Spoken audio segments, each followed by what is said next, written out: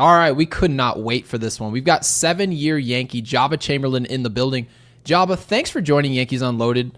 There's a lot going on with this team, as you know, the good and the bad, and you cover both of them on Twitter. Absolutely love it. But we'll start with the good and CC Sabathia. He walks into Cooperstown, a Yankee. We delayed our show a little bit. I think we all wanted to watch that speech and just sort of his introductory to being a Hall of Famer. Obviously, you were a part of that World Series team, and thank goodness for everyone that was a part of it. It's been a long time now. And you got a win in Game 4 out the bullpen. Can you tell us a little bit about how good of a teammate CC was and why you think of him so fondly?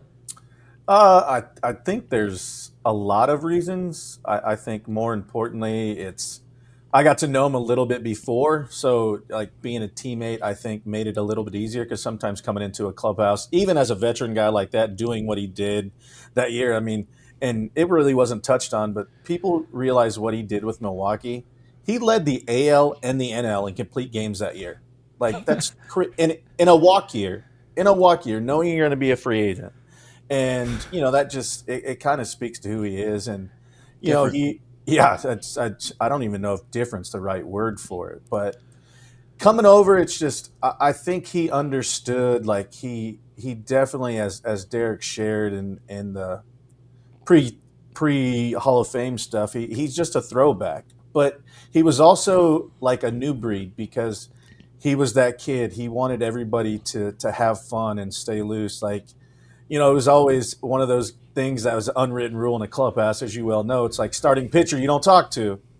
C's over there like playing Nintendo RBI baseball, and you're like, Dude's a lunatic. He'll do whatever he wants. And I'm like, that's my first year as a starter, and I've got Andy Pettit, AJ Burnett, CC, and Chin Ming Wong. So I'm like, I don't know what to do right now. And he's over here just playing RBI baseball. I was like, can I sit next to him? Can I talk to him and whatever? And so, but once you get to know him and see like how much he just wants everybody to come together and be around each other, from the birthday parties to, 4th of July's to whatever. He's just not only a great baseball player, but just like he cared so much about everybody else and wanted everybody to feel a part of what they were. And obviously, winning was something that, he wanted to do. And, he said in his speech is, one thing in my baseball career I regret is not bringing, a championship to Cleveland. And as he said, it's just that was a place, I was born in Vallejo, but I grew up in Cleveland. And so it's just, just to see the maturation of the things that he's in, and none of us are perfect. And he said it. And, I think his realness and, the humble aspect of his good and bads that he takes and just, faces it head on. I think it makes the realistic aspect of where, sometimes they put athletes on a different tier, but we put our draws on the same way everybody else does. We have our good days, we have our bad days. And I think, once people, see that realness and know it's not fake and you are a dad, you are a son, you are a friend. And at the end of the day, you are a baseball player too, but those things are going to last longer than you will ever a baseball player. So I think when people realize that and how good of a man he was, and obviously the baseball speaks for itself, but behind the scenes that a lot of people don't see is what makes C, who he is. No, that's great. And I love the way you said that. And I mean, it's so important to really like appreciate. And, that's why, we're so happy to have you on. So important to appreciate this roster and what you guys were able to accomplish, because I mean, before 2009, apparently, people didn't go through this, but we're going through it right now. So, you'd think, 27 world championships. Yeah, but they didn't all happen just recently. So, no, it's great to have you on. And obviously we, respect that roster a ton. I want to get your take, because from your experience, you start as a starter and then you transition the bullpen. Which time? Well, that's fair. We'll start for the first time, but yeah, it is funny that you bring that up. But let's talk about the Yankees' young pitchers right now. Who do you feel out of Schlittler, Heel, Warren, maybe even Schmidt when he returns? That won't be until late next year. Would work best in the bullpen, and who would you keep as a starter, just from what you've seen and being able, like, you went through that. So is there anybody that stands out to you that would work best in the bullpen and would work best as a starter from those guys? No, honestly, I don't. Obviously, with Cam, I don't know if we've seen enough at the big league level to kind of have a definite opinion of what it could be.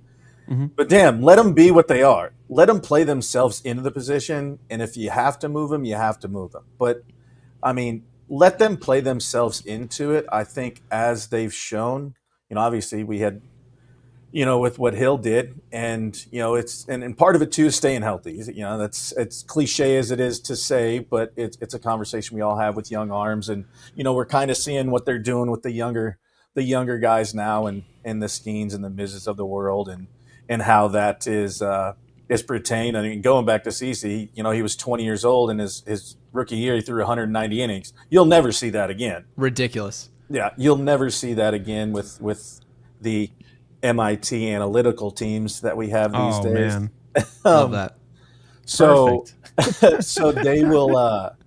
So I let them play themselves out. But the one thing that I can say is, speaking from experience, is if you're going to switch them, give them the consistency of staying in one spot throughout the entire time, and let them play to their position and get comfortable. Because I had never pitched out of the bullpen, so I was trying to get comfortable with it, and it just, it happened to stick, and then it was back and forth. And the one thing that I can't stress enough, and you can look at numbers and do whatever you want, I don't really care, but is the consistency of anybody. And I try to compare it because people don't really they don't get the concept of kind of what we're saying. And I go, okay, you work a 9 to 5, right? You go on vacation for 2 weeks. Now it's trying to get back into that rhythm. When you get back, it's okay. I got to get my morning coffee. I got to get the kids to school. I got to do this. So I kind of relate it to that so they can get an understanding of kind of what I'm saying, because in essence, it truly is a job, but I have to prepare myself for the day just as you have to prepare yourself for the day, and getting kids ready, packing lunches. And so there are just certain things. But the one thing I can say, if they decide to make a move with one of those young arms, is just give them the credit and the ability to thrive in whatever role that is. Yeah, just have something consistent. It makes a ton of sense. I mean, Alex Rodriguez had something very similar to say about the lineup, not moving the lineup, giving someone a consistent job to show up to the yard, and they know what they're doing. So we completely agree on that. And Joba, I've been waiting all week to ask you this ever since I asked you to join this podcast. Somebody actually came to you on Twitter, and people ask you a lot of questions, being that you were on some of those old school Yankees teams. They were actually asking you when you expect coaches to be held accountable, right? And I think your answer stood above the rest. Obviously, a bunch of people had a lot to say. Your answer was short and sweet. It was, and I quote, "It's a whole organizational thing, in my opinion." What did you mean by that? Because obviously there are a lot of people who are critical of Boone. They're critical of Brian Cashman. They're critical all the way up to the top in Hal Steinbrenner. What do you think the Yankees' biggest issue is that you were alluding to? I think it's you could. There's always a scapegoat, right? There's always somebody that has to take the fall.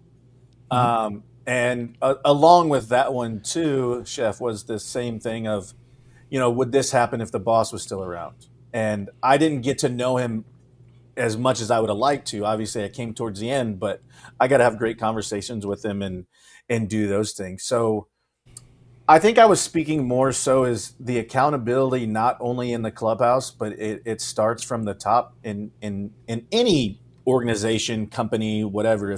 If you don't have the leadership and you don't have a common goal of what something is, and like I said, I'm not in the clubhouse, I'm not in the front office, I don't know, but it was funny that you bring this up because it was kind of where I was going. Derek brought it up today too, and he's like, when you play in New York, it's not about what you do in the regular season, it's about winning in the postseason.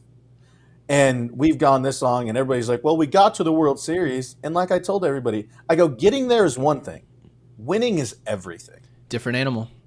And so when I said it, it was just, I think you need to bring every piece of that puzzle, from Hal to Cash to whoever it may be, to the analytical department, to Booney, to Judge, and Cole, for that matter, like bring everybody together. Let's have one common goal. Are we here to just play second fiddle? Are we here to win? Are we here to just play for a check? Or like, because that's not how I was brought up in this organization. That's not how I was brought up, and that's not how the guys that I was brought up with taught me to be. And I don't know if that has changed being removed from the clubhouse and the organization for a while, where I think if the common goal is to win, is to not stay under the luxury tax, to not whatever. Yeah, you're going to go over it. Obviously, it's not the highest, but it's still up there. It's not like they're not spending money.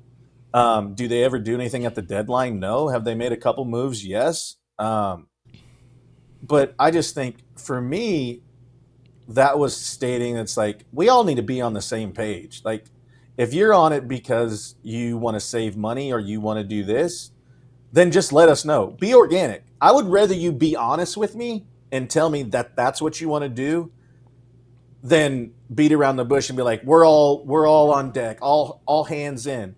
Well, and then you don't do anything. That like if we're making this and they're like, hey, we need one or two multiple arms, this what the hell are we doing in the offseason then? Right. You know, So it sounds a lot like all fronts. You're not necessarily pointing at anybody as the scapegoat. What you're doing is saying that there's clearly a rope. There's a rope that we all should be pulling in the same direction. And if we don't successfully pull it to one side in being a winner in the World Series, then we're all responsible. So it sounds a lot like that's what you're saying. And it's interesting because there probably isn't just one person responsible for why the Yankees are failing to lose.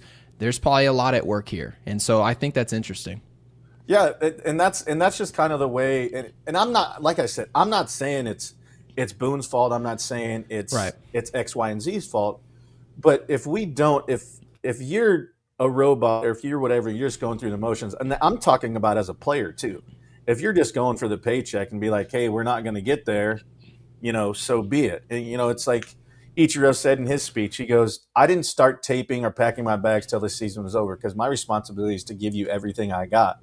And if we're not all on that same page and you're already planning your vacation for the week after the season's over, then we're not all on the same page. Like, I don't want to plan my vacation. I want to change plans. Like, I want to make sure that where we're able to do that. And like I said, I'm not pointing fingers per se, but if we're playing tug of war against each other and we're not all on the same side of rope, I just don't think it's going to work. And obviously it hasn't in a while. True. Well, that's for sure. I wanted to get your thoughts because I was going to, touch a little bit on, because I remember, just having the reports come out. And I mean, I was a lot younger, but I remember, just like the the pitch limits and all that, but you kind of touched on like, just let them be who they are. So, I feel like you kind of answered that. And we kind of all agree the way guys are being babied, essentially, because you have a bunch of MIT dudes like, we always talk about on our show. I mean, it's kind of ridiculous. There's got to be a feel for this game, like when you're managing it, and it's gone very analytical. But I guess I want to, kind of focus on the prospects, because you yourself, you were a top prospect. When you look at, the George Lombard Jr.'s, the Spencer Jones, the Cam Schlittler, guys like that, where are you coming from? I was there before. Do you see like, now because you're, a fan, you analyze it, all that. Do you see them as, well, we know what they can be? Aaron Judge was a top prospect and that turned out well. Or do you see it like, well, some guys sometimes you'll keep them, but most of the time guys should be not off limits. They should be available around the trade deadline. How do you look at your top prospects? Because I'll tell you right now, my co-host is just like, you could trade them all if I'm getting, depending on who they're getting. So just curious where you stand on that. I think it's very circumstantial. Mm-hmm. I think it also, that you look at, and now, Ryan McMahon's making everybody look good by the plays that he's making at third base. Of course. Which he's always been a great defensive third baseman. Yes. But A week ago, Spencer Jones was untouchable. As Bob Nightingale reported this morning, now they're saying that Spencer Jones, they're listening, whatever. Do we know how bad his back spasms are? Don't know. But when I say circumstantial, I think it's like, okay, what are we getting in return?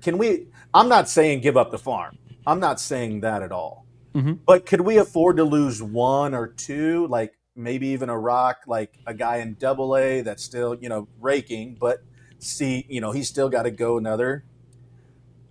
I don't say give up the whole farm, and people go like, well, George did that all the time to get the likes like Kevin Brown, and look what happened to that. Like, yes, we know the back history. Like, we get that. The game has changed. We have to adapt. I like the McMahon. Everybody's like, well, we're still on 16 million. I was like, but we didn't give anything up, to be perfectly honest. So do you want to run it thin? I don't think so. But the fact that we didn't basically close off everything to where we can entertain it, like, throw us something. We can, like my dad always said, it doesn't hurt asking, because the only thing they can say, right, is no. That's not going to hurt my feelings. Then throw something else. But at least we have an opportunity to hear of what the offer is, whether we get the full gist of the, the language or the terms or what goes on with that.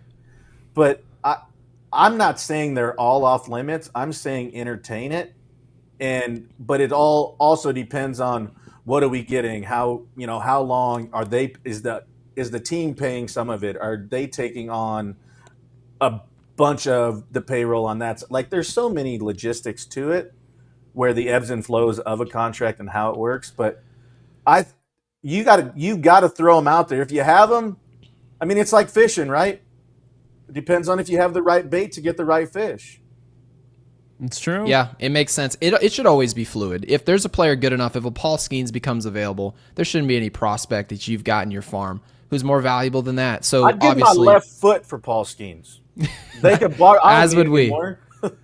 As would we. So yeah, it's fluid. And not every year are the Yankees going to trade for the big fish. It just doesn't work that way. But I think what people are really getting at is the big prospects tend to not be available no matter who's available, right? If something fluid happens where there's a real opportunity for the Yankees to get better. So final question for me, Joba, and this is about the clubhouse because, and of course, roster construction. You mentioned what CC did in that clubhouse. He was more of an open guy, someone you could talk to.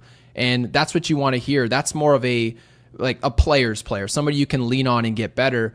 And you talk about the clubhouse. Well, DJ LeMahieu obviously was DFA'd this year. And a lot of folks think that was a year or two too late. And part of the reason for that, some of the explanation was how good he was in the clubhouse. And that if they had gotten rid of him earlier, would have, quote, it would have shaken up the clubhouse. How concerned should Brian Cashman be shaking up a clubhouse with any type of move for a team that hasn't won in a while? Do you think they should they actually consume themselves with that mentality? What say you? I think there's different parts. Like, C was that dude.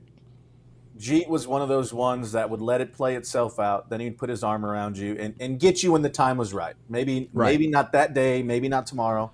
May have been a couple of days. So there's that dynamic of a clubhouse where everybody fits in their own lane, right? They have that lane and you know who they are and what they do.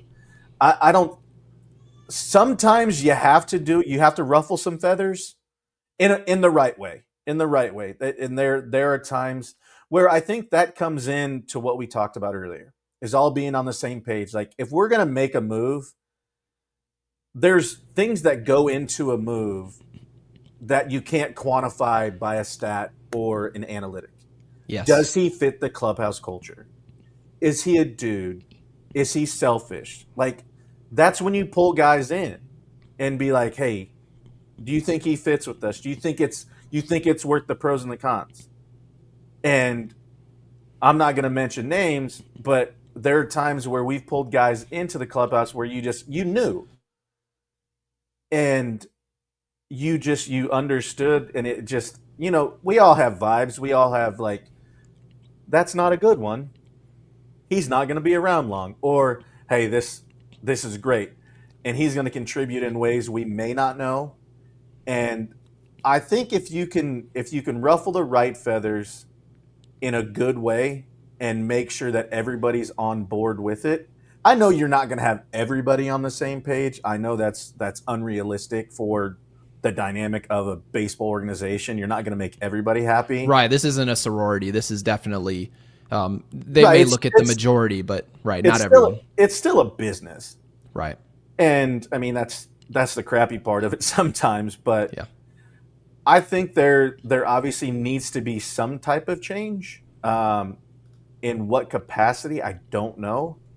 Can you never, cliche again, can you ever have enough arms? No, you can't. That's just the way it is. And do we need a couple more? Yes. Can you always use a couple more? Yeah. And so I think the clubhouse dynamic goes further than a lot of people think. I ask on my show too, when we bring guys in, like going to new teams, how hard it is and how, I guess, uncomfortable. But when you're bringing in guys that people know, like especially at this time of year, it's usually the mutual respect of what they are and having a good idea of the type of player first and foremost, but the type of person they are, because that goes further than a lot of people think. Because if you don't like, I'm not saying you have to invite them to your kid's birthday and go have dinner with the wives and the kids, but it's you don't want Gary Sheffield at your son's birthday? No, he needs to pay me. Oh yeah, what does he owe you? Yeah, let us know here on the show. What does he owe you again? Okay, so of course, your dad likes to talk trash, which I do too, which is perfect. Yes. And so we were out in spring training one day, and so he's talking head, and I'm like, yeah, whatever, you ain't that good. He's like, I got 400 and whatever homers, and I was like, yeah, and I just hit puberty a couple years ago. So what do you got? Yeah. And he goes, I'll take you deep. And I go, no, you won't. And he goes, yes, I will. And I go, no, you won't. And I go, I'll strike you out before you hit a homer. And he's like, no, you won't. And I was like, well, so what's the bet? And at this point, I hadn't signed a contract yet. So I signed a decent, right, at a first round pick. But I was like, I ain't got your money. And he's like, all right. This is when I think he still had the house in the Bahamas, I think. Yeah, sounds about right. Yep. And so he goes, you can stay for a week. And I was like, bet. And he goes, but you have to wear my jersey to spring training for a month. And I was like, I'm in. He never took me deep. Yeah, he'd been hanging around Michael Jordan and Tiger Woods too often, and the trash talk got ahead of him. But yeah, good on you for winning that one. Yeah, I was like, hey, you got 500 homers. You're not going to see my name on that list, buddy. No. Yeah, absolutely not. And he still owes you money from the golf course too, so that's fine. Of course, yeah. So I would imagine he's not going to pay you. Yeah, I figured. Maybe he can give me a cigar or something. We'll see. It'll probably be a write-off. He may do that. Yeah, I figured. All right, so last question I got for you, Joba, all right? You follow the Yankees currently. What would you do during this trade deadline? Anything that really stands out, any move that you would make if I just gave you the keys and you're the GM of the New York Yankees? Fire everybody. No, I'm just kidding. I'm just kidding. Love that. That's getting clipped. We already know people will clip that. It won't be us. It'll be someone else. Yeah. No. I think for the structure of the roster, see the give and take of what you can do. Obviously, we know injuries are going to happen. Mm-hmm. Where do we add the most value in not only currently but retention wise? And I mean that from both monetarily and results wise. And are you going to have to give up something to get something? I think. And is winning now that important? Is winning now something that we are all on board about? Like, do we think we can get there? Do we really know how serious Judge's injuries? We all know what a flexor strain leads into. We've all seen that. Do we know? And the one thing I'm worried about too is, like, obviously putting more stress on Stan in the outfield and not having, if the playoffs get here, not having playoff Stan and seeing what he's done. But then now Judge coming back, now you're going to take at bats away. Because they've already said he's going to DH, kind of the Bryce Harper deal that they did. So does that mean you start moving towards that direction of kind of the Bryce Harper moving Judge to first base? So I think there's a lot of ways to cross this, and it's kind of let's crawl before we walk, and let's see what helps us now and what helps us in the long term. Do we believe and trust in what we have coming up? Because Spencer's 26. And I think was Judge 25 or he was 25 or 26 when he came up, I believe, from Fresno. So Spencer's 24, and 24. I think But Judge was 24, and then he turned 25 like right after he got called up. So yeah. both pretty comparable. Yeah, very, very in the way that their development. One thing I do worry about sometimes too, granted he's not young, is rushing them and killing their confidence and getting them there. Because it's like now you go up and it's like, okay, you're trying to fill shoes that you can't fill. And if they did call him up, awesome. Is it going to bring a spark? Because it's going to bring eyes to the prize per se. But then I also worry about, is he going to put too much pressure on himself, trying to fill a gap and do the things that he's done in AAA? Well, AAA is not the big leagues. And where you kind of stunt his maturation process for the long term. So I think it's just a pros and cons of do we need arms? What arms are available? What can we give away? What are we willing to give away? And do we make a splash move, or are we making these Rosario McMahon moves? Are we going to play chess, or are we going to play checkers? And how they perceive which one or the other. Have they added depth in a sense? I think so, without having to lose a lot right now. Are you going to have to give up something to maybe get another arm? I don't know. Do you do it in the bullpen, or do you try and find another one? I mean, there's not many high leverage guys that. I mean, you've seen Class A, maybe Mason Miller. I mean, there's a couple names that have been thrown out there, but I think you kind of just have to weigh the pros and cons of what you want to do right now versus long term, and what you're willing to give away for what you perceive them to be in the future and what holds for this team. Yeah. So Joba, normally I'll just do an outro real quick here, but we heard you have a show of your own. Can you let everyone know where to find your show? Yeah, it's just Job in the Mouth. We're on all platforms at Job in the Mouth, on Spotify, Apple, X, Twitter, whatever you want to call them. TikTok. I'm too old for TikTok. I just get in a rabbit hole every once in a while and scroll. But yeah, so yeah, we're live on Mondays and Thursdays, and so yeah, just we're kind of all over the place. We cover pretty much everything, so you never know what you're going to get on our show. So it's a good time. We have fun, and yeah, join us. We're on YouTube. Everything, like I said, is Job in the Mouth. So it's pretty easy to find. Perfect. Yeah, everyone, please make sure to go support him. And Joba, hopefully we're not at your 20-year World Series reunion by the time we win another. We're certainly hoping something good happens. We're rooting for this team to win. I know you are as well. I mean, you're still a Yankee at heart. You always will be. Thank you for coming. Oh, you got it, guys. Thanks for having me.